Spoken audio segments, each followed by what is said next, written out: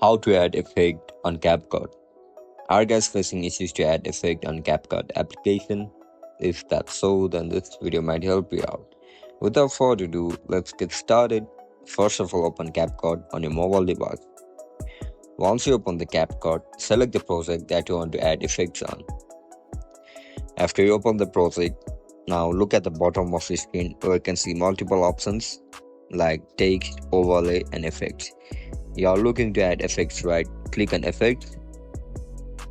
Now tap on video effect. You can see multiple options over here. Select it according to your preference. If you want to apply fade in effect, tap on fade in and click on check mark. So as you guys can see, fade in effect has been applied on our video clip.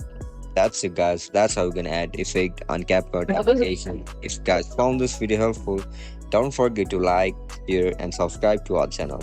I'll catch you up in the next one. Bye bye.